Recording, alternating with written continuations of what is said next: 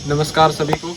मैं शांतनु चौबे शिवा, विधि संकाय, बनारस हिंदू विश्वविद्यालय। जैसा कि बहुत सारा comment, messages, WhatsApp message, call आ रहे थे कि भैया मेरे नंबर थोड़े कम हैं और उनको कंसर्न था लेके इलाहाबाद विश्वविद्यालय को लेकर। यूनिवर्सिटी ऑफ इलाहाबाद में उनका एडमिशन होगा कि नहीं होगा, कैंपस बढ़िया है या बुरा है, एफिलिएटेड कॉलेज कैसे हैं और पढ़ाई कैसी होती है, अटेंडेंस का क्या इशू है, जुडिशरी की तैयारी कैसी होती है, या फिर कोई कोचिंग हो जो हेल्प कर सके, टीचर्स कैसे हैं, मेरा एडमिशन हो पाएगा कि नहीं हो पाएगा, कट ऑफ क्या रहेगा। ऐसे ही कुछ मिलते जुलते सवाल जो मुझे पिछले एक हफ्तों से आ रहे हैं। तो मैं सोचा कि BHU से हटकर इलाहाबाद यूनिवर्सिटी के ऊपर भी एक वीडियो मैं आप लोगों के लिए बनाऊँ। और मेरा धर्म ये बनता है, क्योंकि इस विश्वविद्यालय से मैं पहले जुड़ चुका हूँ और जुड़ा रहा हूँ और अभी भी जुड़ा हुआ हूँ। तो स्टार्ट करते हैं इलाहाबाद यूनिवर्सिटी के BLLB कोर्स से रिलेटेड। तो सबसे पहले मैं आप लोग का समय बर्बाद मैं नहीं करता हूँ, सीधा सीधा पॉइंट पे आता हूँ कि इलाहाबाद विश्वविद्यालय के अंदर जो टेस्ट होते हैं या जो प्रोसेस होता है बच्चों को सिलेक्शन करने का, वो BHU से थोड़ा अलग है। एग्ज़ाम उनको भी CUT UG ही थे ना, लेकिन BHU में क्या था, लैंग्वेज और GAT यानी 250 यानी 500 नंबर पे आपकी मेरिट बनेगी। इलाहाबाद विश्वविद्यालय में ऐसा है। ज़्यादा धूप आ रहा है क्या, आँखें ये नहीं खुल रही है। हाँ, पॉइंट पे आते हैं कि इलाहाबाद विश्वविद्यालय में GAT, लैंग्वेज और एक डोमेन सब्जेक्ट, ठीक है। जैसे बहुत सारे बच्चे GAT और लैंग्वेज के अलावा डोमेन सब्जेक्ट का भी एग्ज़ाम दिए होंगे। कोई हिस्ट्री दिया होगा, कोई फिजिक्स, केमिस्ट्री, बायो, सोशियोलॉजी और भी ज्योग्राफी, बहुत सारे, कम से कम एक तो दिया ही होगा। अगर एक से ज़्यादा दिया है तो उन दिए हुए डोमेन सब्जेक्ट में से जिसमें उसका मार्क्स हाईएस्ट होगा, जैसे 3 डोमेन सब्जेक्ट का उसने एग्ज़ाम दिया, 3 में से मान लो उसका बायोलॉजी में ज़्यादा नंबर आया, तो वो GAT और लैंग्वेज के साथ बायोलॉजी को ऐड करेगा एज ए डोमेन सब्जेक्ट, ठीक है। ये बात हो गई इलाहाबाद की, यानी 250 यानी आपके 750 मार्क्स पे आपकी मेरिट बनेगी। कहाँ पे? इलाहाबाद विश्वविद्यालय में। तो सबसे पहले हम बात करते हैं, कुछ डाटा आपके लिए लेकर आया हूँ, जैसा हमेशा करता हूँ। अगर मेन कैंपस की बात करें, इलाहाबाद विश्वविद्यालय के मेन कैंपस की बात करें तो टोटल 120 सीट्स, ठीक है। लेकिन अगर आप इलाहाबाद यूनिवर्सिटी के वेबसाइट पे चेक करेंगे तो उस पे 150 सीट्स दिखाएगा। लेकिन साल 2024 यानी पिछले साल में ही बार काउंसिल ने इस सीट को रिड्यूस कर दिया है। अब 150 की जगह 120 सीट ही रह चुकी हैं BLLB तक। वही संगठित कॉलेज यानी एफिलिएटेड कॉलेज ISDC में 60 है, CMP में 120 सीट है। ये 3 ऐसे सेंटर हैं, यानी मेन कैंपस, ISDC और CMP, ये 3 ऐसे संस्थान हैं जहाँ पे कोएड पढ़ाई होती है, यानी लड़का लड़की साथ में पढ़ सकते हैं, यानी कोई बाउंडेशन नहीं।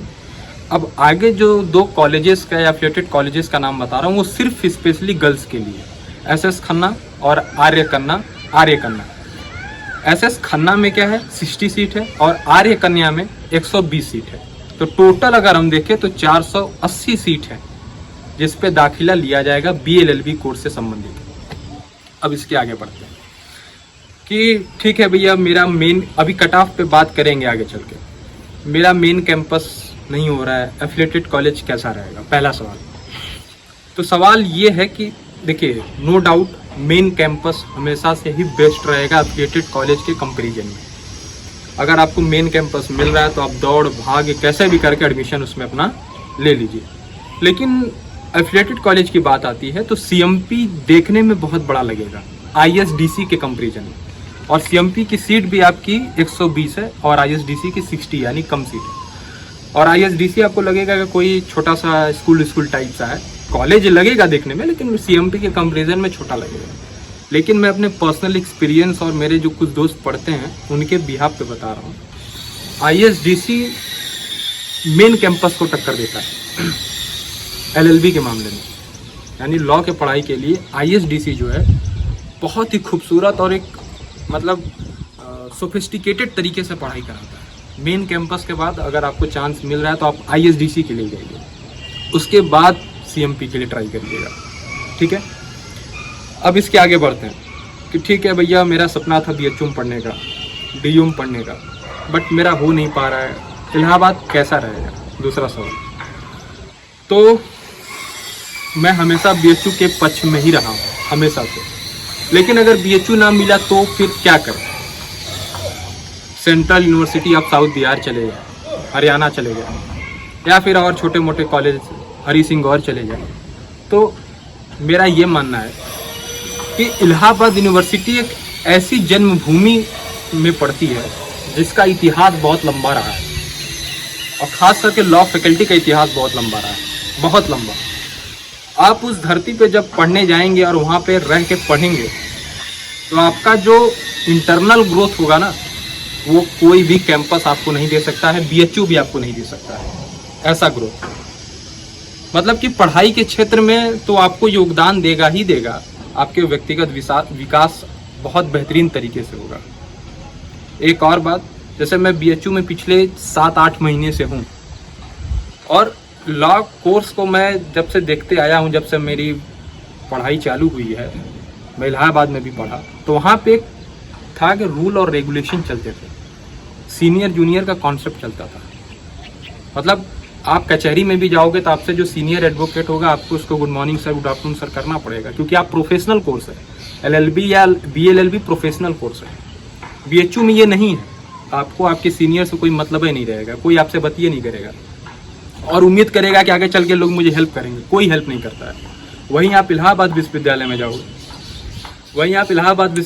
जाओगे, तो वहाँ पे आपको ये सिखाया जाएगा। वहाँ आपके टीचर्स कम सीनियर आपके बहुत हेल्पिंग नेचर के मिलेंगे, जगह जगह पे आपको हेल्प करेंगे, केसेस को पढ़ना सिखाएंगे, केसेस को लड़ना सिखाएंगे, 4 जगह आपको संपर्क कराएंगे। यानी इलाहाबाद विश्वविद्यालय, अगर आप लिटिगेशन के मकसद से जाना चाहते हैं, आपको भारत का सबसे बढ़िया क्रिमिनल लॉयर बनना है, प्रैक्टिसिंग एडवोकेट बहुत बढ़िया बनना है, तो आप कहीं मत जाइए, शांति से इलाहाबाद चले जाइए। BHU के बाद भी आप इलाहाबाद चले जाइए, अगर आपका सिर्फ यही सपना है कि आपको बहुत बढ़िया प्रैक्टिसिंग एडवोकेट बनना है। तो जड़ 2 किलोमीटर की दूरी से इलाहाबाद विश्वविद्यालय से वहाँ के हाई कोर्ट की दूरी है 2 किलोमीटर, और हफ्ते में 2 दिन जाइए, अपना पैट बनाइए, सीखिए, खड़ा होने सीखिए, अपील करना सीखिए, मॉड्यूल्स तैयार करना सीखिए। ये सब चीज़ें BHU में नहीं मिलेगी। ठीक, देखो मैं पढ़ता BHU से हूँ, लेकिन रियलिटी आपको बता रहा हूँ, क्योंकि आप लोग इस देश के अपकमिंग फ्यूचर है। उसके बाद अभी कुछ महीने पहले सुप्रीम कोर्ट ने 3 ईयर रूल लागू कर दिया कि अगर आप LLB कर लेते हो, उसके बाद से आपके 3 ईयर एक्सपीरियंस शो करने पड़ेंगे। तो जो एकदम जुडिशरी ओरिएंटेड था, उसके लिए कुठाराघात हो गया कि अब तो मैं 3 साल LLB किया या 5 साल BLLB किया, अब 3 साल में कहीं प्रैक्टिस करके दिखाना पड़ेगा, 8 साल, अब उसके बाद मैं क्या करूं? पूरा जीवन तो पढ़ने में ही चला गया। इसीलिए कह रहा हूं कि इलाहाबाद इस समय आपके लिए बेस्ट ऑप्शन दिख रहा है। अगर BHU नहीं मिल रहा है तो आप शांति से इलाहाबाद चले जाइए और वहां जाके प्रैक्टिस करिए। तीसरी क्वेश्चन उठता है अटेंडेंस को लेकर, जैसे कि दिल्ली यूनिवर्सिटी, BHU, ये अपने अटेंडेंस को लेकर बहुत ही ज़्यादा स्ट्रिक्ट है।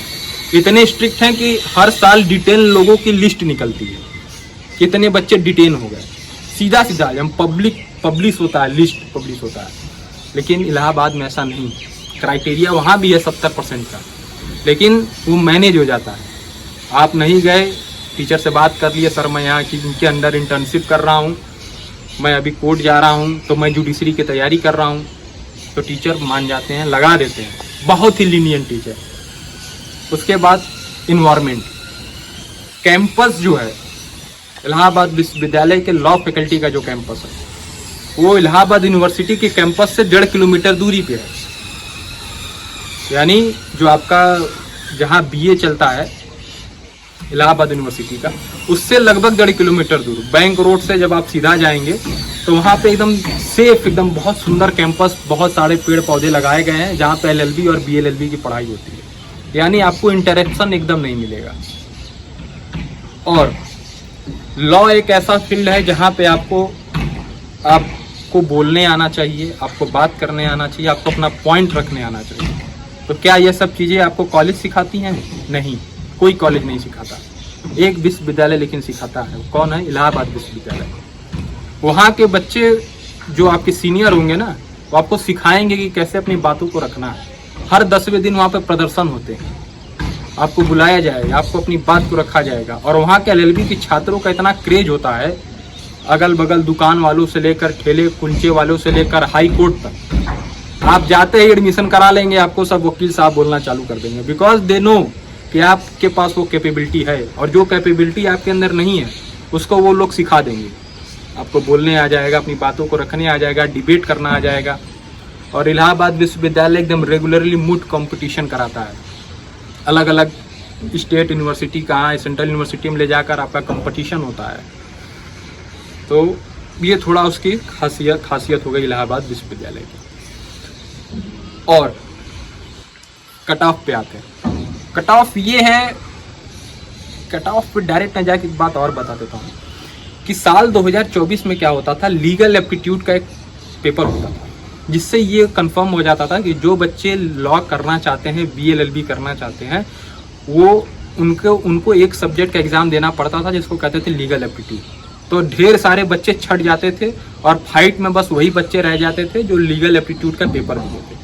लेकिन इस साल ऐसा हुआ कि जो बच्चा BCom की तैयारी कर रहा है, माइंड में रखा है BCom के लिए, BA के लिए, या फिर BSc के लिए, PCM के लिए, PCM वही BSc में आ गया, तो वो भी BLLB का फॉर्म भर सकता है, क्योंकि डोमेन सब्जेक्ट ही चाहिए, उसमें कुछ मेंशन नहीं है आपके पास लीगल एप्टीट्यूड होना चाहिए। वो ये सब क्राइटेरिया इस बार से हट गया है, यानी फाइट बढ़ गई है। किसी बच्चे का जब फॉर्म भरते टाइम मूड था कि मुझको BSc करना है, अभी ऐसा हुआ कि किसी ने उसको समझा दिया कि अरे यार BLLB बहुत प्रोफेशनल कोर्स है, उसको कर लो। अब वो BLLB का भी फॉर्म भर देगा। या बहुत सारे बच्चे, चलो BLLB भर ही देता हूँ, करूँगा BSc, भर देता हूँ, देखता हूँ होता है कि नहीं होता है, एक सीट फंस गई। ऐसे बहुत सारे तमाम बच्चे होंगे जिनके नंबर अच्छे हैं, तो मल्टीपल कोर्स के लिए अप्लाई करेंगे। तो इससे क्या होगा कि कंपटीशन बहुत बढ़ जाएगा, और सीट भी पिछले बार से कम हो गई है, जैसा मैंने बताया 150 से 120 हो गई है। तो बहुत टोटल 480 सीट ही बची है ओवरऑल इस समय फिलहाल में, यानी इस बार 480 सीट पर एडमिशन होगा। इतना सब होने के बाद अब आते हैं कट ऑफ पे। अगर 2024 की बात करें तो UR कैटेगरी की स्टार्टिंग हुई थी 581 से, यानी 581, और क्लोज हुई थी 466 पे, यानी 466। और EWS कैटेगरी 474 से स्टार्ट हुई थी और 432 पे खत्म हुई थी। ऐसे ही करते करते OBC का है 504 से स्टार्ट हुआ और 397 पे ओवर हुआ। तो ऐसे चल रहा था। तो प्रीवियस ईयर को एनालिसिस करते हुए, 2-3 साल का एनालिसिस करते हुए और ग्रुप में मैसेजेस पोल कराने के बाद, वहाँ जितने बच्चे हैं उनके जो रिलेटिव एग्ज़ाम दिए थे उनके नंबर्स पता करने के बाद ये समझ में आया कि इस बार कंपटीशन हाई नोट पे। ठीक, तो मैं जो कट ऑफ बताने वाला हूँ उसमें से अगर आपके 10 नंबर तक भी कम आ रहे हैं, जो मैं भी बताऊँगा उसमें से 10 नंबर तक कम आ रहे हैं आपके, तो आप मान के चलिए कि आपका एडमिशन हो जाएगा लास्ट राउंड तक मेन कैंपस में। ठीक है, तो मैं स्कोर बताने जा रहा हूँ।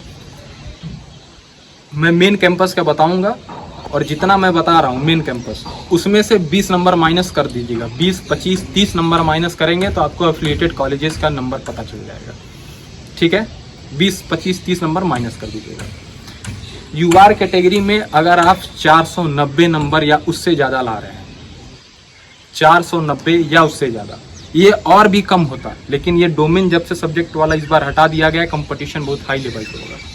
तो 490 नंबर अगर आपके आ रहे हैं UR कैटेगरी में, OBC में 460, EWS में 475, SC कैटेगरी में 395 या 395 उससे ज़्यादा, और ST कैटेगरी में 320 यानी 320 नंबर पा रहे हो आप या उससे ज़्यादा पा रहे हो, तो आपका मेन कैंपस में सिलेक्शन पक्का है एकदम 100%, इसमें कोई दो राय नहीं।